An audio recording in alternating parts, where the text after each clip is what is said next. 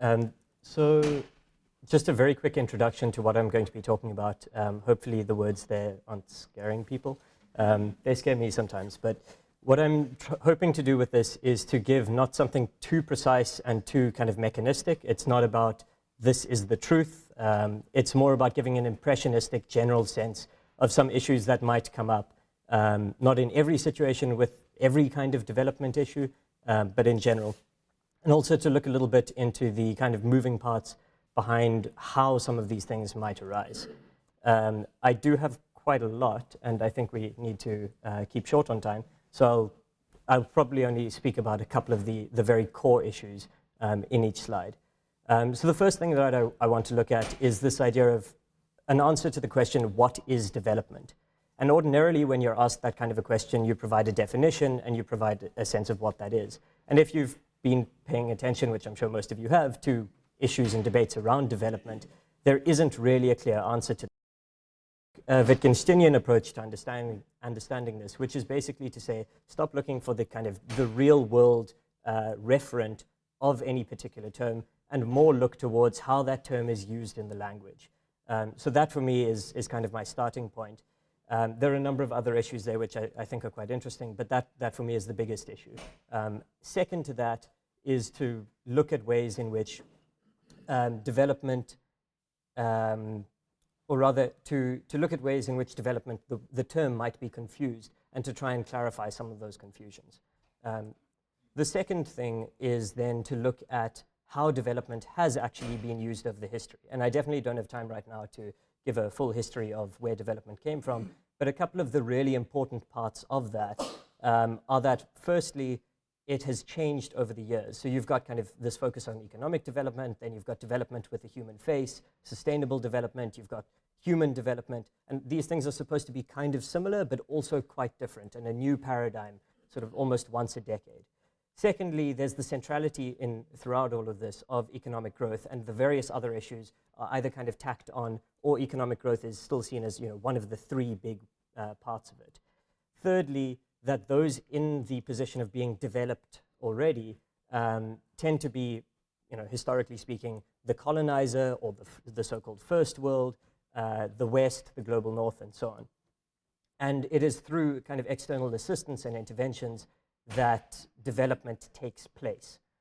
So it's the civilizing mission under colonialism, right through to the UN intervening in particular regions to help develop them. Finally, and this is going to be very important a bit later on, is that the people who are targeted by development efforts tend to be excluded from a gender setting in development, and also of decision-making in those processes.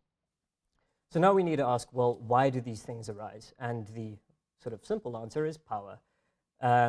I have taken a Foucauldian approach to power, which is probably to say I've misread him, as many people seem to do. But the important parts for me are the techniques of normalization and control. So it's not about sort of state power telling people what to do. It's about things becoming kind of accepted as the norm. And very often that those things are embedded in relationships and processes. Secondly, and very importantly with Foucault, is that discourses are incredibly important. And so it's not just actual practices, but also ways of thinking about things, ways of representing things, and so on. So we then move on to this issue of who then is included and excluded from development when it is conceptualized. So who gets to produce knowledge about what development is. And here I found the work of Miranda Fricker to be incredibly useful. I'm not going to give a very good explanation of what she's written, unfortunately, because it is very interesting. But the basic idea is that the people who are marginalized and excluded and sort of denigrated on the basis of their social identity don't get a say in how their experiences are defined by the kind of, shall I say, by universal understandings. So shared meanings and so on operate on the basis of those who have relative power and who get to define those things. This is particularly important and becomes an issue of justice when you're talking about not only how development is defined and practiced by the powerful, but also how it excludes the relatively less powerful from understanding their own experiences. And then also, this is particularly relevant in development, where they are targeted by developmental works that may operate against their interests. So that becomes an issue of justice. Finally, bringing a number of these ideas together for the conceptual side of things is that there is what I've called a conceptual calcification. So these ideas start to kind of become set in stone in a sense. And what that means, it has a number of effects, and I think the most relevant ones are here. Firstly, ideas that fit the discourse are pretty much accepted by everybody. So we all want development, we all like development, it seems pretty good, it's foundationally accepted. Secondly, ideas outside of that discourse tend to be discarded if they arise at all, and what I argue is that they're actually less likely to arise in the first place. So ideas that critique development itself just don't seem to come up very much, and if they do come up, people kind of go, but wait, what are you talking about? Development's obviously good, we all want development. Finally, and this is drawing on Fricker's work, people then start to self-conceive as development subjects or experts. So people might say things like, yes, we want development, we need to be more developed, and it becomes a part of their identity. So all of these things mean that development is kind of the very core on which everything else turns. And so we're all looking for these sort of gross oversimplifications and generalizations, apologies for that. But we're all looking for these kind of things of education and healthcare and so on in terms of development. And what I've gone to call developmentality is what I think is the culmination of this conceptual calcification that I've just been talking about, along with the various institutions and practices, so things like the UN and so on, and these identities. So all of those things put together, that I'll be calling developmentality. So development has arisen in a very particular context. It's very much shaped by those in power, and it marginalizes and excludes the very people that it ends up trying to work in favor of. So why might this be an issue? Before I get onto that though, in terms of the philosophical work that is done on development, I would say the general accepted approach is the kind of capabilities approach, particularly the work of Sen and Nussbaum. I've chosen to focus a little bit on Sen because I think it provides the kind of most open approach to these sorts of issues. It talks about autonomy and it talks about free agency and various other related issues, and I think that provides quite a good critique, or quite a good foil or counterpoint from which to critique even those sorts of ideas. So back to language a little bit. If we're going to be talking about development, and part of this Wittgensteinian thing of making words clear and making our way that we use words clear, what I think, and I'm starting to doubt myself on this, but I still think it's a useful way to think about it for now, is that there are two ways of thinking about development. The one is transitively, and that tends to be what is generally happening in development practice. So there's an agent developing a patient, there's somebody developing somebody else, or an intransitive sense. And here I think there are two ways of understanding this. One is a procedural way in which essentially there's a process underway, but the language doesn't tell you who is kind of making that process happen. The other is an outcome-based approach, and I think that's where the philosophical analysis lies. That's what Sen is often talking about. That's the kind of achievement, the way of being, the sort of state that you have become developed. And I think that's what's particularly interesting, because when you're talking about development in the transitive sense, is it possible to get to that sense of free agency and autonomy from those transitive senses that tend to permeate the discourse? So the first problem that I've identified with this, the equivocation over here between transitive and intransitive, is that it's just misleading.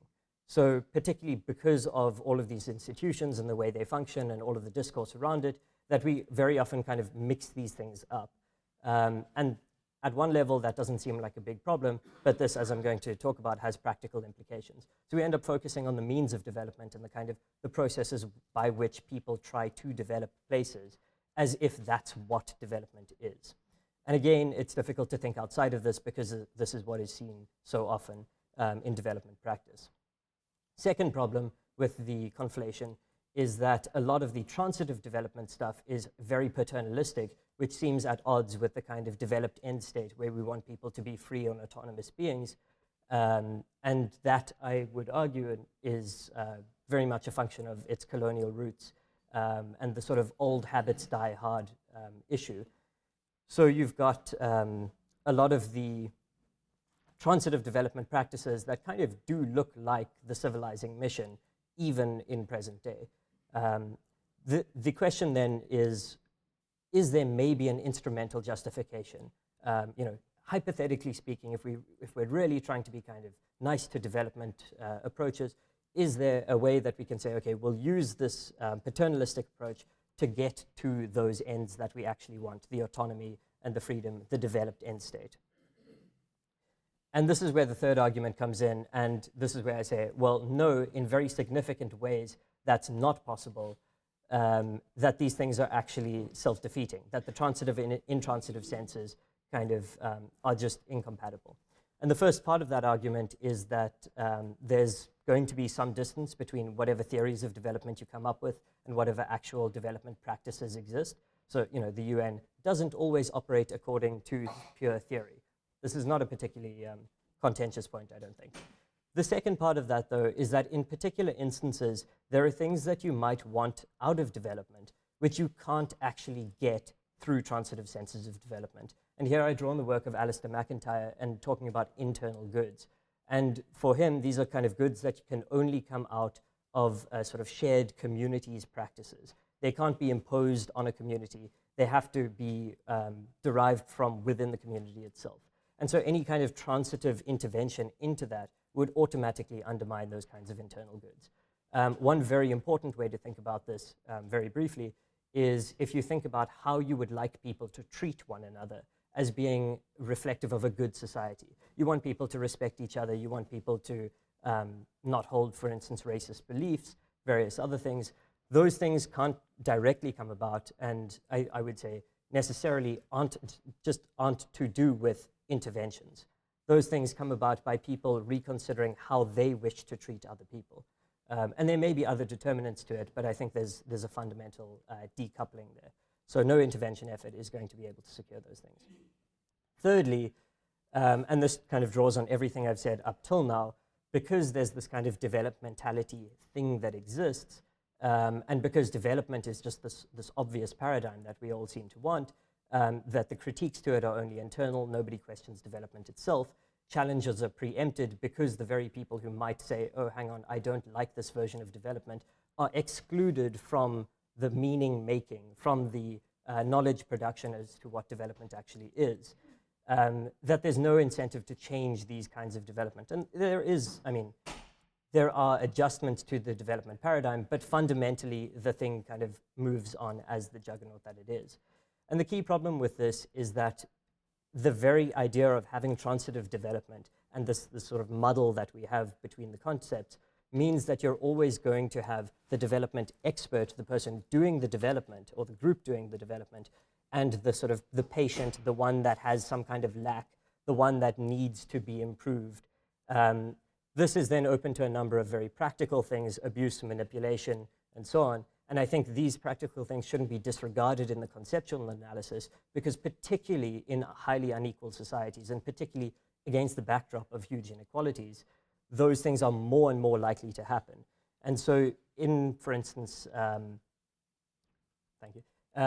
instance, the sort of general targeted parts of the World for Development programs, where people are trying to help the poorest of the poor and so on, when you have development experts coming in from anywhere, there's going to be that power differential, and that's going to be reinforced. There's never within the development paradigm, again, oversimplification, but there's never within the development paradigm going to be a thing of, well, we somehow conceptualize the poorest of the poor as somehow ending up on our level, being able to be like us, like the developing, the group or person doing the development intervention.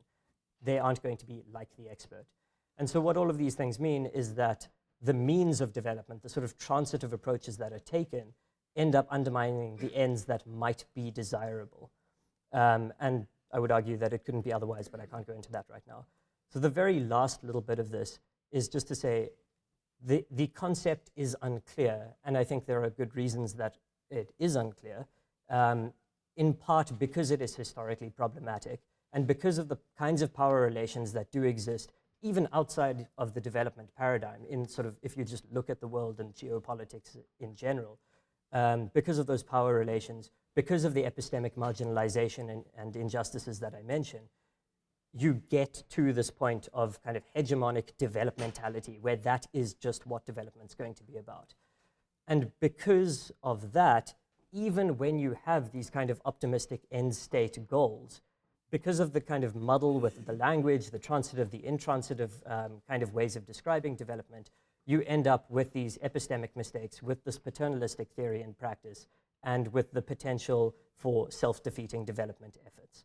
And I think I have to end there, so I won't talk about what could be done about that right now, but we can ask about that in questions. Thank you.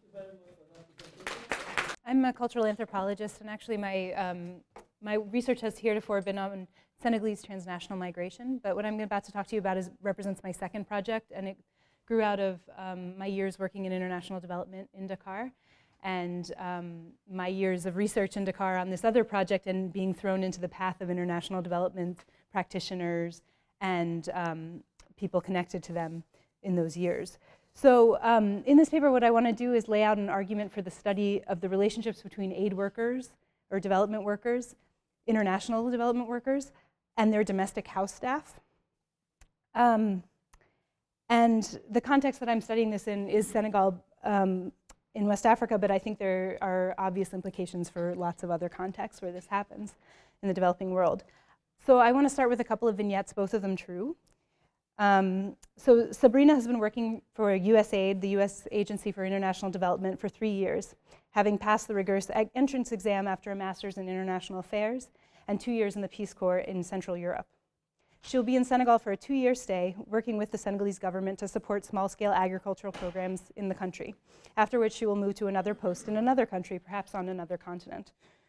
She's about 8 months into her first year when she has to fire her housekeeper, Mati. Mati has been making long, expensive phone calls on Sabrina's landline, and when Sabrina confronted her, she denied it, saying she had only made 1 phone call and had kept it very short. She suggested that perhaps the phone company had made a mistake. So Sabrina related that suggestion to her Senegalese co-worker at USAID, Madame Ndiaye, who laughed and said that Serers, which was Mati's ethnic group, are notoriously stupid. Madame Ndiaye said that all maids steal and lie, and instructed Sabrina to fire her right away and tell the next maid that she hires exactly what happened with Mati. Sabrina is reluctant to take on the unpleasantness of this confrontation, and she complained to me, "It's so frustrating how everyone lies here." Okay, vignette number 2. Astu is walking through a supermarket in suburban DC. It is her first time in the United States, the first time she has left Senegal except for a holiday trip to the neighboring Gambia that she took with her employers, an American couple who work for USAID in Senegal. Those same employers who hired Astu as their maid and nanny for their 3 children have brought Astu to the United States for a visit while they're on home leave, the mandatory 1-month stay in the US that all US Foreign Service employees must make every 2 years. So this is not a work visit. They brought Astu to America to have the opportunity to travel and visit her other employers, all USAID or other kinds of development workers and Foreign Service officers who are now spread across the US.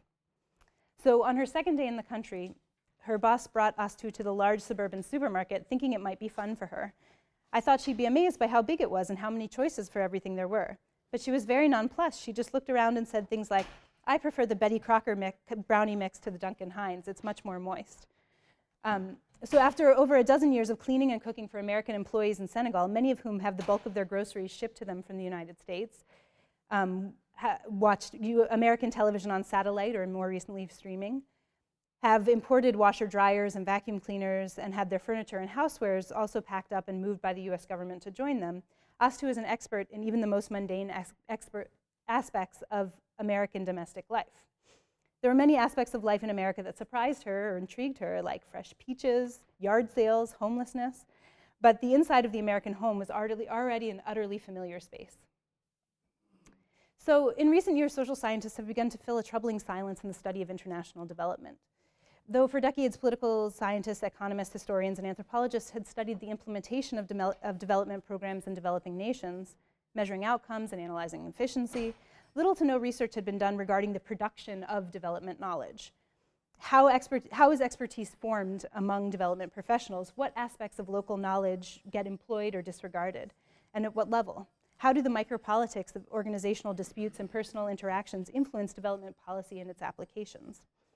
Such a silence surrounding the production of knowledge is complicit in creating the fiction that development expertise is entirely technical, apolitical, and coherent. By studying knowledge processes and professional cultures, social scientists can expose the contradictions and inconsistencies that constitute so-called expert knowledge. As part of this endeavor, some scholars of development are turning their attention to the lived experience of development practice and the social and cultural relationships that produce policy and its implementations. So one of the least studied, but I contend, most intimate relationships that international development workers engage in while overseas is with their domestic employees. Staff of USAID and other international NGOs in the developing world almost always hire or are assigned domestic employees, ranging from maids to nannies to security guards and chauffeurs. I call these relationships intimate not because that they are necessarily emotionally close, though some of them are, but because the labor of a domestic employee is necessarily intimate and takes place within the intimate space of the home. And I could quote a lot of theorists who've investigated domestic service and other kinds of capacities, but I'm just going to skip over in the interest of time. So nannies, maids, security guards, and drivers all participate and are witness to the private and the intimate. The maids that I talk to in Senegal know where the cash is kept in the home, which development workers drink to excess, how and how much their employers eat, etc. Security guards know who visits at night, who stays out dancing until dawn, and who plays hooky from work. Each of these workers is necessarily brought into the personal life of the employer in ways that are often uncomfortably intimate. So my aims in this project are threefold. I seek to examine the influence of the relationships with domestic workers on policy and the practice of development. I'm going to talk about each of these in turn. Number two, to investigate the impact of prolonged and intimate contact with development practitioners on local understandings of development and the West, including their influence on emigration. And three, to contribute to a deeper understanding of the micro and macro politics of domestic work as a whole, and there's a whole body of literature. So I just want to talk briefly about each of these in turn. Number one, the influence on development policy and practice. So as the opening vignette, the one about Sabrina, illustrates, relationships with domestic employees can shape development workers' understandings and opinions of the population in which they serve. Sabrina jumps quickly from a lying maid to an assertion that everyone here lies. Her personal interaction and the particular vulnerability she feels in having her trust violated from the very person she trusts to be in her private space has a more profound impact on her than just losing her trust in her maid. The cultural differences between herself and her maid come immediately to the fore, and she takes this betrayal as a cultural defect rather than an individual one. How might her new impression of all Senegalese people as liars shape her work with Senegalese government officials and farmers' collectives? Though Sabrina is relatively young and early in her career, she holds a tremendous amount of power over the projects that she manages. If she were to decide that the regional leaders were not to be trusted, this could have implications for whether and when a projected transfer of control over the program to local partners were to take place. Furthermore, how do the class and ethnic prejudices she hears from her Senegalese colleagues resonate with her as she designed programs that regulate the livelihoods of Mati, her maid's fellow serrers in rural Senegal? This colleague, Madame Gayo Wolof, casually shares her stereotype of serrers, an ethnic group that makes up the majority of housekeepers used by all Senegalese families in Dakar as well, as stupid. And might this color Sabrina's implementation of ambitious new agricultural programs in serrer villages? Will she decide to make more of an investment in villages of other ethnic makeup, instead where she assumes participants might be more capable? Though seemingly unrelated, Sabrina's interactions with her housekeeper could have subtle but significant impact on USAID's dealings in Senegal. There's another important and completely ignored aspect of this relationship between domestic workers and development work.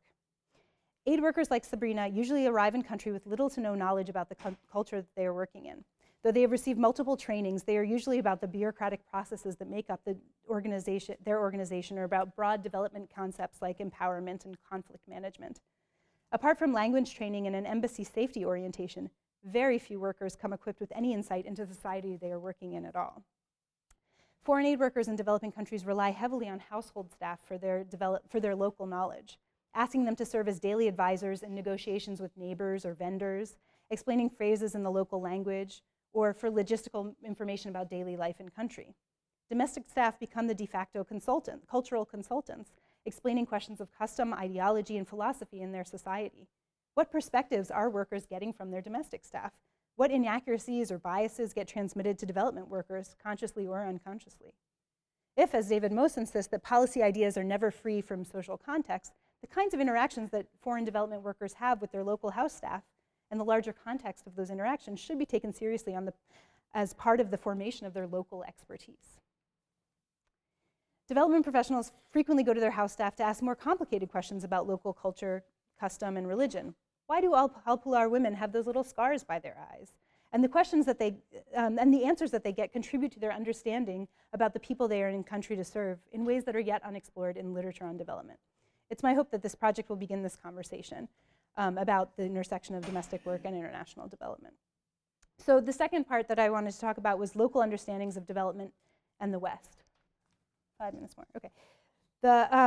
So the second vignette, that of Astu coming to the United States, points to the micro-level impact that development workers abroad have on their country of residence. So like many of her counterparts, Astu's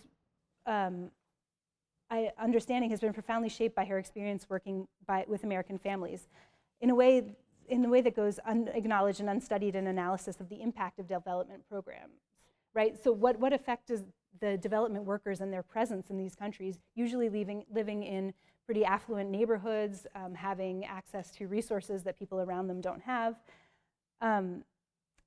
what kinds of ideas about the West and about development is their very presence and their visibility transmitting? Senegal, I should note, is a place, especially Dakar, is where NGOs are one of, if not the biggest industry. Development is a huge industry in Dakar. And Senegal also has huge emigration rates of people trying to find a better life overseas, right? What are the connections between the presence of development workers and their SUVs for 30 years in this place where everyone dreams of a better life abroad, right? I'm going to skip down to the third one, the politics of domestic work writ large. So the third thrust of my project is contributing to this literature on domestic work and the gender and class politics and racial politics of domestic work. Usually this is about immigrant nannies and maids working in the US or in Taiwan. And so they are precariously, usually have precarious legal status and all kinds of vulnerability that come from class and race. But in the study I'm talking about, the nannies and maids in question are generally the naturalized citizens, and the foreigners are the newcomers. And so this maybe alters some of the dynamics we've seen in other sites of domestic work. And I'm also, of course, curious about the inevitable comparison between contemporary domestic workers working for expat development professionals and a history of African domestic work for colonial families. The parallels are obvious, I don't have to explain them to the people in the room, and very uncomfortable to the well-meaning do-gooders of international development.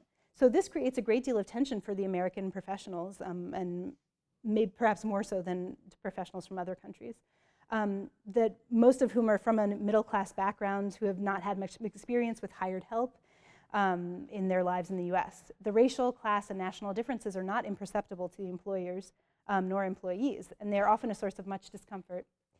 Okay, thank you. Source of much discomfort for employers and produce reactions, attitudes, and blockages that have real consequences for both parties here. So, and exploring this colonial parallel obviously will be a big part of the project. Again,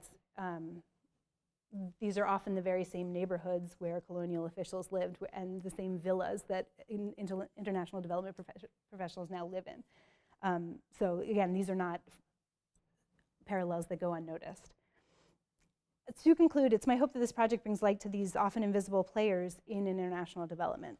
An exploration of these relationships between aid workers and their domestic help is long overdue and may contribute to a deeper understanding of the messy, complicated, and human truth of development work. Thank you. Yeah, we assume that a multipolar world is emerging because of the inherent crisis of global capitalism. So the work look at Euro-African relations and development using the Economic Partnership Agreement between Europe and ACP countries. I started by saying that relation between Europe and Africa dates back to more than 5 centuries, and it is a relationship that has been marked by the paradox of equality, exploitation, oppression, and coercion. It's actually started as a mutual kind of relationship with the European explorers relating with people in the coastal area, but eventually it evolved to exploitation, oppression, and coercion, which continues to today. Both domestic and external forces have hindered any attempt to redefine this relationship. The external forces are the imperial forces or neo-imperial forces that want to keep the relationship, the status quo, to continue, and the internal forces are the inability of African political elite to organize themselves and the society in such a way that will help in the redefinition of the relationship. I'd argue that despite this predatory relationship, Europe remains one of the leading trade partners with African countries today. And in achieving this status, in making this continuity a reality, Europe has introduced various preferential trade agreements. We have the Yaoundé Convention, the Lomé Convention, the Cotonou Partnership Agreement, which unfortunately did not lead to anywhere. Actually, despite the preferential nature of these various agreements, the share of African trade with the EU has continued to decline over the years. I say that Nigeria and South Africa present two contrasting positions with Europe under the Economic Partnership Agreement. Economic Partnership Agreement is a replacement to the Cotonou Partnership Agreement, which is a reciprocal trade agreement between Europe and Africa. The negotiation started in 2002, and for now, it has been concluded partially. This figure shows the trade between ACP, the West Africa countries, with Europe, and the various share of our position with them. And the other figure shows that of the Southern Africa region, where South Africa is based. So I say that the changes in global configuration of power is leading to a kind of shift, in which case other emerging power or emerging countries are increasing their stake in Africa. And because of that, is causing making Africa more or less a continual arena for contestation, that who want to get the best pie out of Africa. The crisis of global capitalism is leading to a shift in global geography of power. No return on investment at the core of global capitalism is leading this change. And for instance, China has increased its trade volume with Africa. As at last year, it has up to 200 billion. And this is causing ripples both in America and in Europe. So this ripples is leading to redefinition of strategies, repositioning of Europe in particular, on how they can continue to maximize their so-called partnership with Africa. So these new partners have fueled economic growth in Africa, leading to what we call the rising narrative.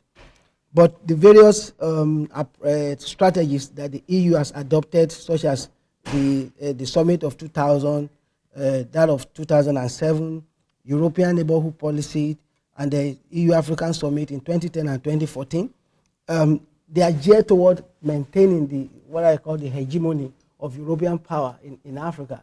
But unfortunately, they've not been able to foster, the partnership in such a way that will continue to give Europe leverage about Africa. It was still the same replication of partnership, of unilateral drafting of policy to ensure that Europe continue to exert more benefit from Africa.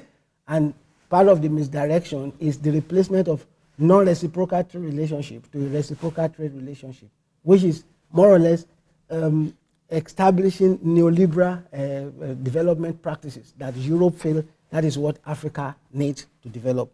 So the EPA negotiation has been the most tortuous and complicated negotiation in Euro-African relations, because previous relationship between EU and Africa was unilateral. They just decided that this is what we want to give you, this is how you will develop, and you want to follow this process. But as a result of the emergence of global powers like China, like India, like Brazil, Africa is having options. They are diversifying their trade partnership.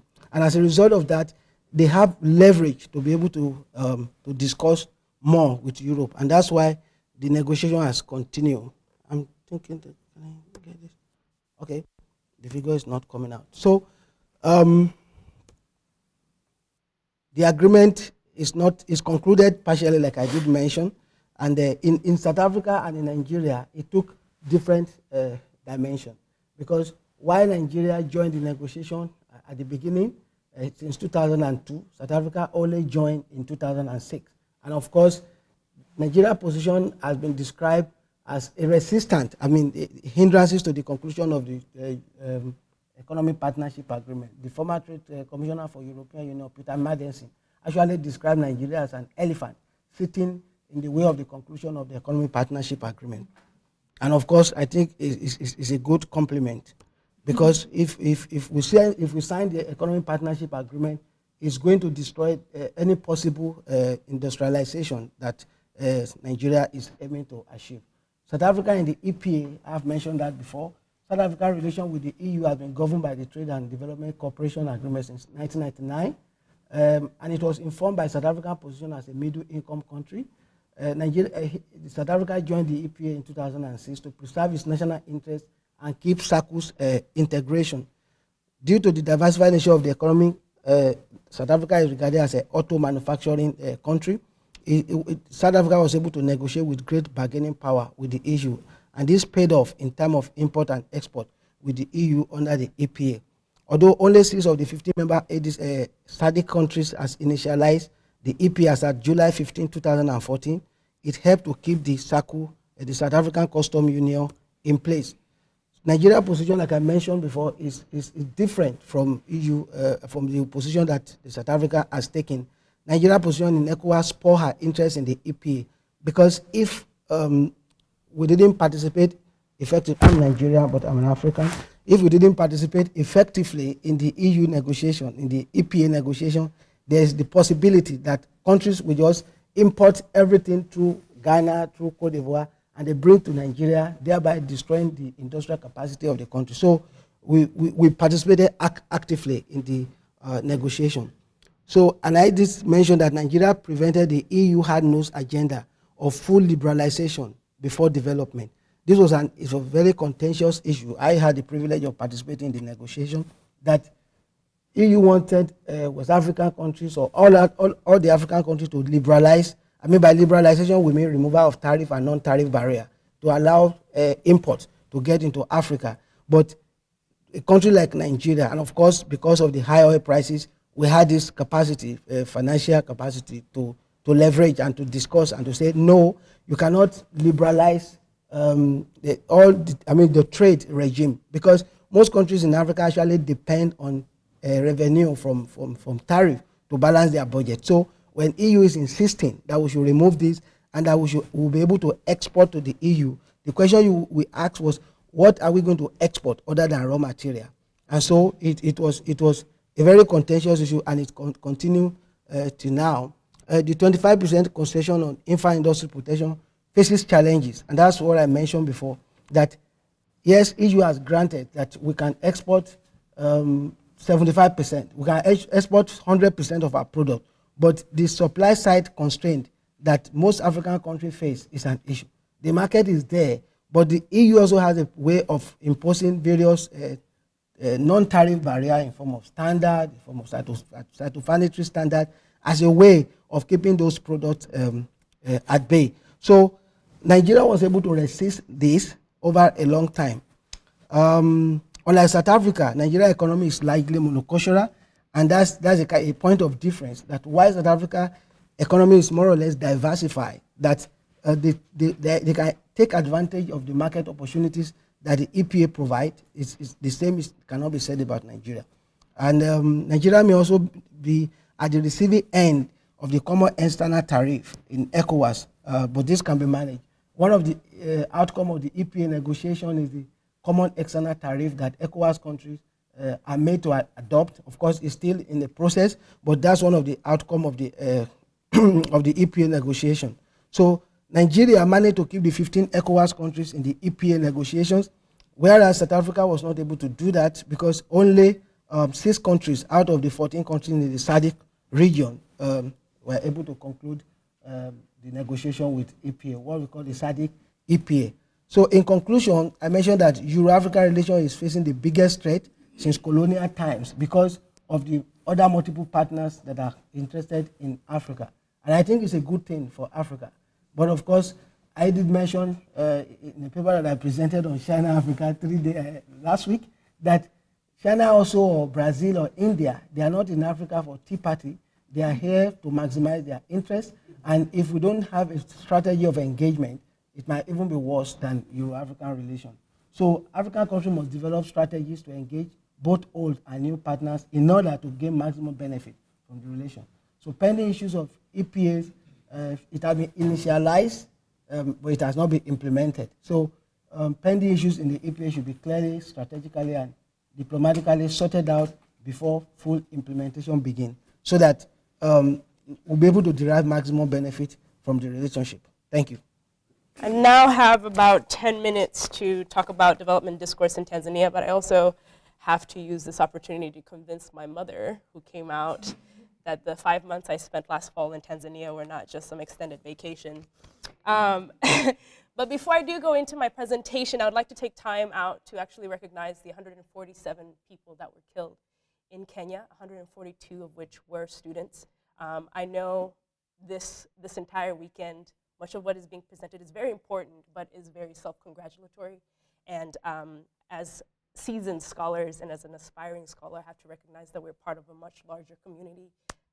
So if we can take a moment to just remember the families of those people.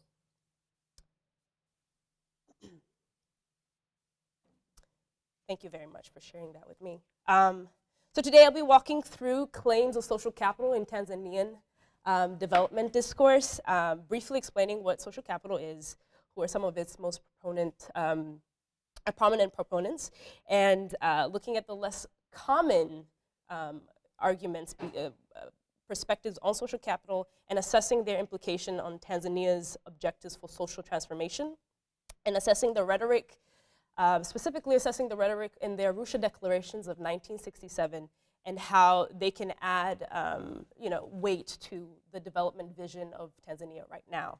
The components of my presentation are supposed to just function as a foundation, building blocks to address the hypothesis of an ongoing research that claims that social capital can in fact play a role in creating and maintaining existing social hierarchies.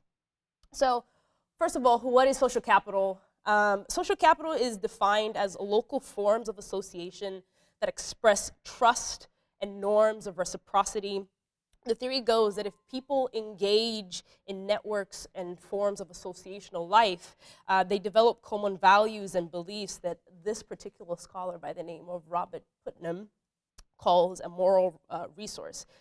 The claim is fairly uncontroversial. I mean, if people work together, if people are place value on cultural association, they can increase it in economic resources, basically.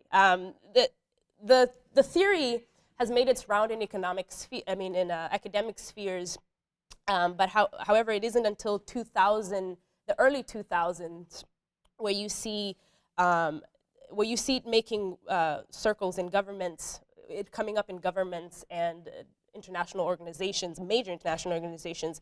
And you see these international organizations actually prescribing to social capital as a poverty alleviation tool and in sustainable development. So here I took a quote out of the World Bank website, actually, and it says, social cohesion is critical for societies to prosper economically and for development to be sustainable.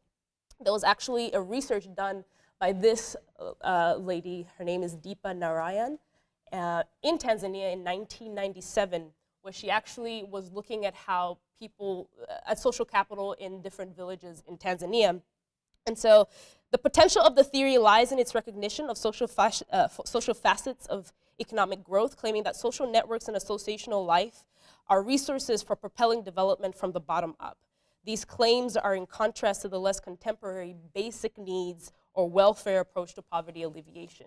There are certain models of development that come up from this particular concept, such as the microfinancing model, which is heavily dependent on this particular theory. There are, however, less common and less, there are less common views. There are different views of social capital that do not make rounds in policy discourse. And these are the expressions that are found in this particular scholar's work. His name is Pierre Bourdieu. My French is not up to par, so I might be butchering his name. But his work examines the most exploitative dimensions of social capital. I haven't done extensive research in field theory. However, what I was able to take out from his work is that different positioned individuals experience associational life differently. I mean, imagine when rich people are associating mainly with rich people, that network can just get richer, right? Fairly uncontroversial. Now, what does this offer when you're looking at development discourse in Tanzania? Well, I took a look at this particular framework and applied it to applied it in analyzing the Arusha declarations.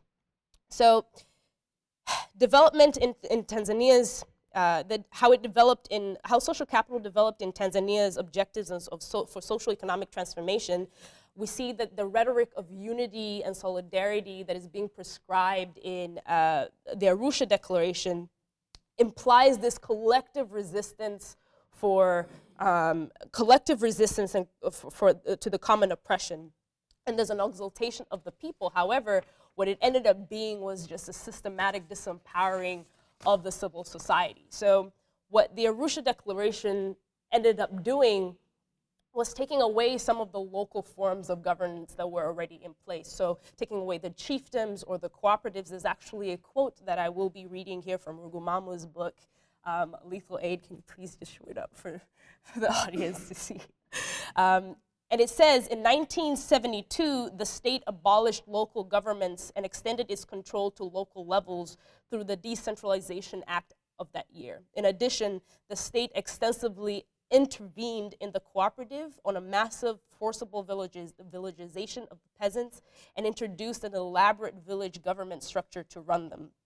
So you see this language that says, listen, the people are central and here we are fighting this common form of oppression while it systematically just disempowers them. When you juxtapose this to Tanzania's development vision right now, you see the concepts of social cohesion that are in Tanzania's development vision for 2025, they promote a associational life and collective norms and values, but still play an instrumental role in creating and maintaining the social hierarchies.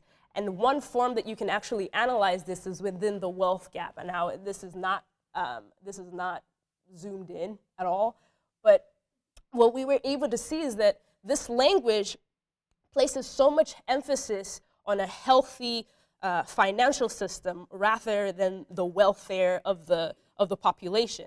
And that, this financial system becomes the objective, where you see that the GDP is actually going up. However, the wealth gap is ridiculous. What we were actually able to take this from an organization by the name of Twaweza. Twaweza means, yes, we can. This is a platform for transparency and people to actually come and voice in their opinions. But their study was able to show that 1% makes about 75,000, just 1% of the East African community makes about 75,000. And the next kind of wealth category is in the 98th percentile, and they make about 5,000 US dollars. So that, and then you're not comparing it to the other about 80% of the rest of the population, which is absolutely ridiculous. So what I was able to take away from that is a social capital, in turns, offers a governmental strategy for shifting the duty of development from the state to the civil society, making the poor the agents of their own survival, and obscuring the structure sources of inequality produced by present political economic state of affairs.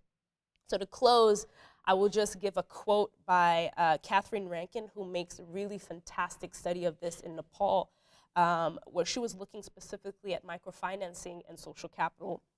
And she says that social change requires the awakening of political consciousness through which subordinate groups require the established order, recognize the established order as an arbitrary human construction and fashion alternative features. Thank you so much. Honor often bestowed on any citizen through a code of rule or constitution. It effectively, if effectively used, it preserves human dignity, welfare, and well-being. So it tried to tell us the methodologies he uses. That is, he uses the oral interview, textbook, journals, and everything. So the paper is made up of 4 sections. Section 1 is the introductory aspect, which is the general overview of what human rights implies, or the meaning of human rights. Section 2 is the history and origin of human rights. Section 3 is the historic nature of human rights in Nigeria. And Section 4 is the way out. How do we use human rights effectively to give a national development? In the first section, that is introductory aspect, he tried to bring out what human rights is all about.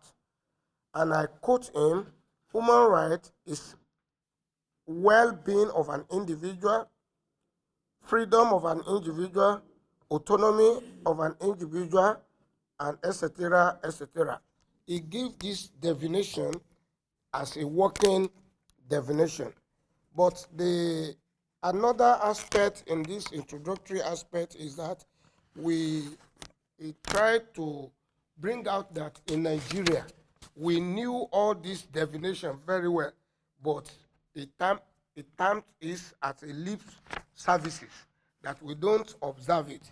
And he gives the evolution history of human rights from Genesis of how human rights started. He quoted some authorities, philosophers, countries like Greece, Europe, French, and authorities like John Locke, the philosophers, Aristotle, and all the rest of them.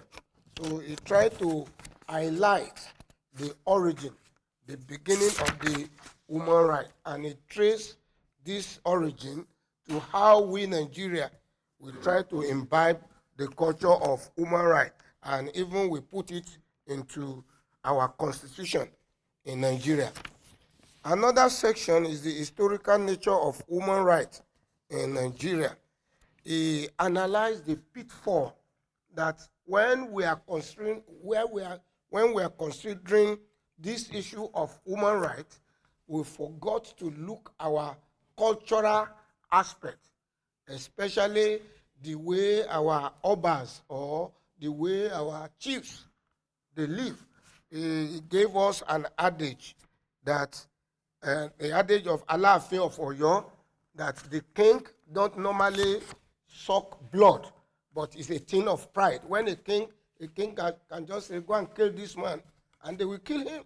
So there's nothing. So, and we are talking of human rights. He said those people that brought this human rights issue, they did not look into this cultural aspect, especially during the pre-colonial era.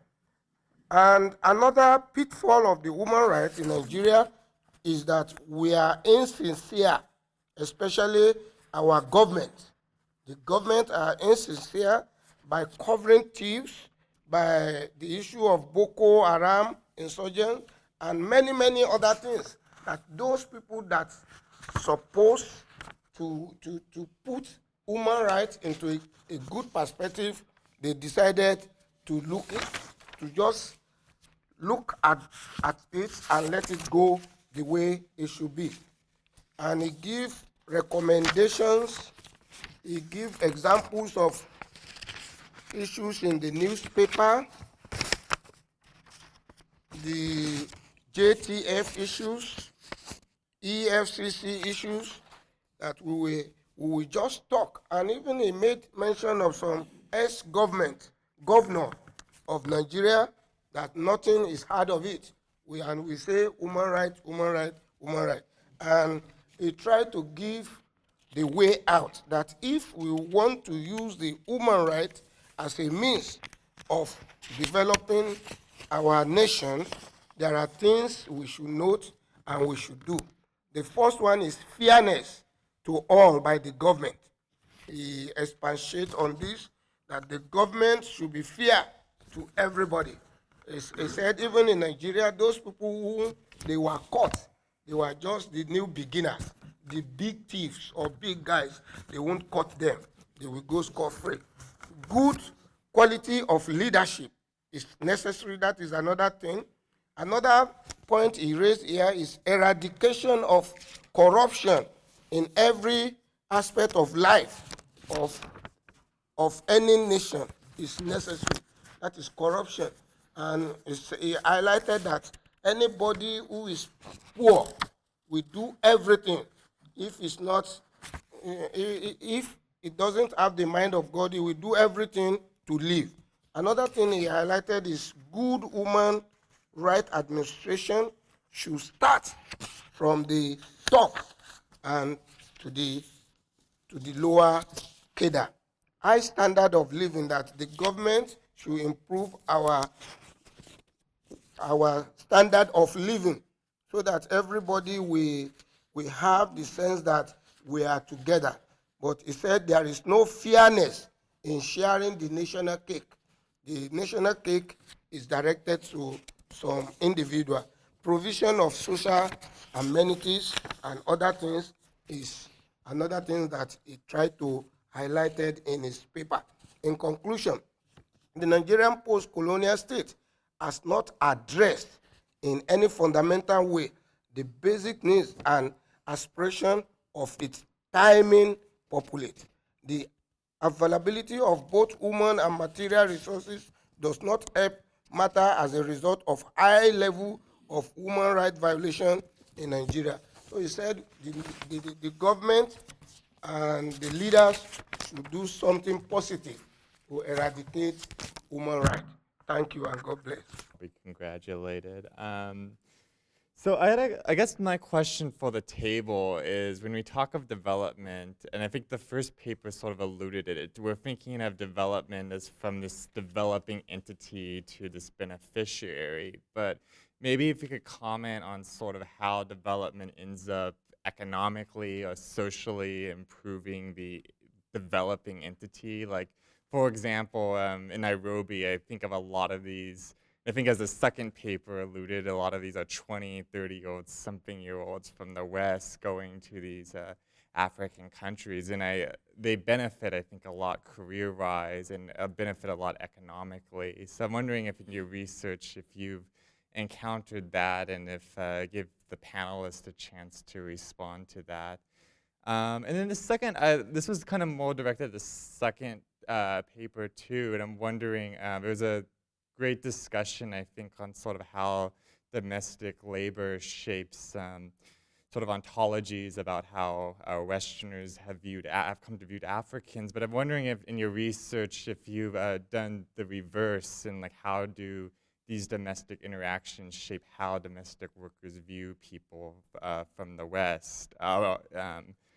And also on that same note is if maybe comment more on the gendered experience of these relationships. Like, how does being a man as an aid worker dealing with these domestic, interacting with these domestic workers change than from a woman? My first question is directed to Dr. Femi. I think it's Samuel. It's written Samuel on the.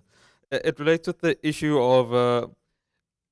I know you spoke about Nigeria and South Africa, but as we all know, the AU and the OAU had various treaties. They talk about the Abuja Treaty and the Lagos Treaty. Do any of these countries actually use them when negotiating the APA? Because it seems as though, as much as there's talk about the African continent, we want to move towards regional integration, The fact that we don't hardly even consider both these documents speaks maybe to the issue that we're not really serious about the issues about economic integration within the continent. And my second question, I think it relates to Mr. Miller, has to do with the issue of development across.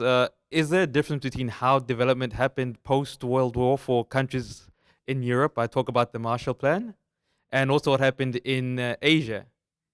I know you talked about paternalism, but is there what is a major characteristical differences between the two, or is it Africa seen as something, as you say, special, which needs kiddie gloves? Those are my two questions. What are some effects that deals with platforms where youth are trying to start up something in terms of social justice, entrepreneurship, human rights, that comes in place with politics? Because there are a lot of things going on in different parts of Africa that affects you when you're trying to do something that will grow people's health mentally or mindset. You read something about the mind. But there are a lot of people in the power who believe when you set up things that can help youth to build up their mindset, is related towards to politics. So the politicians try to stop those kinds of movement. So how can you guys comment on anything related to that? Okay, so I will answer about the youth, because you just made that for the panelists. As far as youth actually stepping up, either critiquing development, I think that's a huge part, or, you know, what I talked about was mainly social capital and how it's not addressing some of the social hierarchies, right? However, there are different initiatives that are being put in place by the youth, and there are a lot of youth actually critiquing these different, this different language of development. For example, Twaweza, which is the organization that I put up that put together the diagram about the wealth disparities, they also did a series of talks where they were talking Sauti za Wananchi, which means the voices of the people. They gave out cell phones to people who wouldn't usually have cell phones to chime in about what they had in mind, right? So everything from water to what do you guys think about the new constitution? And so people that came out to these series were young people. They were college students from the University of Dar es Salaam. They were young people, and they were critiquing the different models that they were using. For example, it's like, listen, are the women really chiming in when it comes to them having cell phones? Do you think this is a really good approach of actually going about this? Are you guys asking the right questions? Are their answers not influenced by anything else, et cetera? And so you see a lot of young people actually taking up this role and filling in the gap of what is missing in development language. At least that is what I experienced when I was out in Tanzania. So, yeah. But feel free anyway. So I'll respond to the two questions that were directed towards me, starting with development post-World War II in Europe and development in Asia, as compared to Africa. And I think there are two levels of responses that I want to give. The first is that I haven't thought too much about that, so I can't give you a very good response. But the second is that I think Africa does present something of a special case because of the particular history of colonialism and the way in which those relationships and those processes are reproduced. And I think you do find similar things in parts of Asia where there are still large-scale development work projects and so on in Indonesia and the like. And I think sometimes they have similarities. But yeah, I probably should have been a bit clearer that I'm talking mostly about Africa here. The second question was in terms of the difference between paternalism and vision. And I think there are distinctions that can be made. But sometimes it comes down to describing the same thing from different perspectives. And sometimes that's because you maybe disagree or agree with the vision. And I think that's important to recognize. So if you disagree with the vision, you're far more inclined to say, oh, that's paternalistic. You're just imposing that on the population and so on. Whereas if you like it, you're far more inclined to call it visionary. On the other hand, I do think there are distinguishing factors that you can look at. And some of those would include the power dynamics involved. So if a leader is sort of genuinely democratically elected, and the people have said, we want this person to come up with a plan because we respect that they understand the plan. It is less paternalistic. I still think it creates power differentials, and that could be problematic, but that's less paternalistic than US aid going into a country and saying, hey, we're going to do these projects now, consulting primarily with the state and not necessarily with the people in whose lives they're actually intervening. So I think there are still distinctions that can be made, most of which center around issues of power. Discourses on development. 2 weeks ago, I listened to a YouTube presentation at the London School of Economics talking about the end of development as we know it. And that looks so curious. But because development has become a big industry, it's what Adeniran called a development merchant system. And what William Stanley called the white man body, in which case, what we give by one hand, you take by another hand, by paying huge number of consultants, okay? And this money are released to Africa, and you just see the figures. Apart from the fact that they are misappropriated by the political elite, the international consultant also take a chunk of it. So I think there's a need for us to critique development, indeed. And I more or less agree with the speaker at the LSE that development as we know it now should die. It should come to an end, and then there should be a new redefinition of development. In the way it is, development assistance is channeled toward people, the beneficiaries, I mean, the way development fund is made available to the beneficiary. What is the focus of giving development aid to countries? Mr. Moyo actually said, dead aid. That aid cannot help any country to develop. We need to have autonomous development strategy. And that's why we talk about, I gave a paper this morning about regional integration in Africa. And I did mention that most of the states in Africa, they are micro-states that are made arbitrarily. The borders are just defined externally. And until we unite as a country, as a continent, I'm not sure there's any way for development. If we continue to expect handouts from Europe, from World Bank, from IMF, they continue to dictate the policy space for us, which hinder autonomous development strategy. And my sister gave me this book, Rugumamu said here, if you depend on external aid, there's a limit to which you can devise development strategy. So there's a need for us to critique that and to see actually with Easterly that aid is a white man burden. That he said that trillions of dollars has gone to African countries, and Africa perpetually receiving from other countries, and it's not going to take us to anywhere. Thanks, DK, on the AU and EPA. One of the issues we raised with the EU negotiation with Africa is why is it that African Union cannot negotiate with EU as a bloc? Why is EU fragmenting Africa according to regional economic groups? They recognize 6 RECs in Africa, but when those RECs are proven difficult, they actually went to the country level. EU as a bloc, you imagine an elephant negotiating with a rat. So what do you expect to come out of that? So those plans are there, the Lagos Plan of Action, which was well crafted and could have led to development. But shortly after that, the BEG report came in and they said it's the state that the problem in Africa and that we need to replace the state with the market, which we did, and it further worsened our condition. So we believe that AU, if it's well-staffed and well-funded, because you see, AU, it was quite embarrassing when I heard last year at a conference that 87% of the operational budget of AU is actually from the EU. And so how do you negotiate with the EU in that respect? They fund you. When they fund you, it is not without a condition. It's not without expectation of something from you. This guy said it here. So, of course, there's a new development now at the African leadership level that we must be able to fund the AU if we are very serious about engaging the other world. And lastly, on the issue of youth, I think the youth, if they are well mobilized, they can use their vote to effect change in the society, which is what happened in Nigeria last week, that the incumbent lost as a result of social consciousness among the youth, that they want a change. Thank you. One idea of is aid dead? Well, as long as it's making so much money for so many practitioners coming from the West, it's going to be very hard to kill it.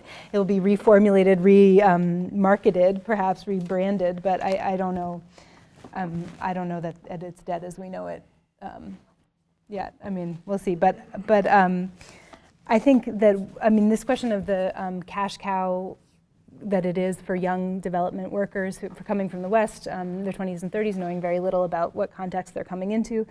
The other thing I'd like to note is that there are lots of local employees who are employed and gainfully employed in the development sector. And something that Josh was saying about how voices get silenced and don't get brought into the conversation. Other voices get co-opted, right? Other possible voices of dissent get co-opted by their very inclusion. So academics in Africa, as I don't need to tell this room, often get, hired by development organizations. Universities don't pay very well on the continent, and development organizations funded by international donors do. And so getting brought aboard as consultants to work within the paradigm of development silences a lot of the most important voices that could be critiquing, challenging the whole paradigm. Systemic critique is very difficult when you have a direct financial incentive in keeping the operation going, or at least keeping your role in the operation going, which means not burning down the house. Not biting the hand that feeds you. So this is another way, it's a subtle and it seems benign, but it's a very problematic part of this whole question. To your question about what effect the development workers have on the understandings of their domestic employees, that's a big part of the project. My role going into this, because I speak Wolof and have a lot of contacts around people who work for USAID and other development families, that is a big part of the project. Half the project is interviewing people who have worked as domestic staff for development organizations. And one of the things I'm interested in is their conception of development as a whole. What do they see as the development project? They see this revolving door of Americans and Italians and Germans coming through, making very little difference in their lives beyond a paycheck, right, and leaving. They see their offices, they see their SUVs, they see their furniture being brought in from abroad, and I want to understand a little more in depth how is their understanding of development of the paradigm and their country's status in the world shaped by this idea. Also, how their understanding of the rest of the world is shaped by their only contact with foreigners being middle-class urban, being professionals with a high deal of education, liberal values. All these things give a very singular impression of what life is like abroad. And just anecdotally, a friend of mine, a very close friend of mine, who works for development workers as a domestic worker, as a nanny and a maid, every family that comes through tries to say, we're going to get you a visa to come be a college student in the U.S. And every single one does this. And she says, oh, Dinah, it's happening again. They're buying me TOEFL books and they're buying me SAT prep books. And I don't want to go to college, but it's this really limited and narrow understanding of what means success, what stability looks like, what a future looks like, that gets imposed from people who don't understand the context that they're coming to. So as a cultural anthropologist, obviously it's a huge pet peeve that these are the people who have a great deal. Again, they're the people that you see in Nairobi, drinking Tuskers at night do actually have a great deal of power, despite being very young and very inexperienced and totally clueless about the context that they're working within. So anyway, those are all questions that are a big part of this project. So in Africa, or especially in Nigeria, we have good programs for the youth, but on paper. And why? Because of our selfishness. But as things is turning around, we believe that the youth and everybody will enjoy the dividends of democracy. Thank you. Development and modernization are defined in terms of whiteness and Western culture, and it's a goal that we can never ever really achieve, because modernization is defined, the end point is defined as having a white society, like a Western European society. And there's other additional elements, historical elements. It sounds chaotic, kind of to say, but until we can have a boat or a ship come across from Africa and take Americans and enslave them and take them to Africa, we will never be thought of as equals. Okay, that's one. So I think one of the things we need to concentrate on as Africans when we go back to our continent, when we engage with our continent, is really getting our people to live a certain level of comfort, that they are not struck by disease, that they have a meal to eat, and that they are educating themselves to read and understand their condition. But as far as trying to reach for that goal that is deemed as modernization or development, it's defined in terms of whiteness. Take, for example, a few, what African is going to come here? What African is going to come here to Texas, for example, and ask to take photographs with some Texans? They'll tell them, go to hell. Who are you asking me to take pictures? But every white American will go to Africa and take pictures with smiling Africans, and it will be considered kind of, to bring over here. So it's quite, issues of AIDS and all of those things. I wonder why you're not addressing your concern towards your leaders in Africa. At some point from the West, there was this question of transforming the relationship from issues of aid to trade, not AIDS, okay? But, African countries, to my mind, at some point, they've decided to stay perpetually, underdeveloped. Otherwise, if the political class would take issues, address issues the way they should be addressed, at this point, we should not be talking about, if we're going to talk about AIDS from the West, it should be minimal. It should be minimal. Yeah, okay. Thank you very much.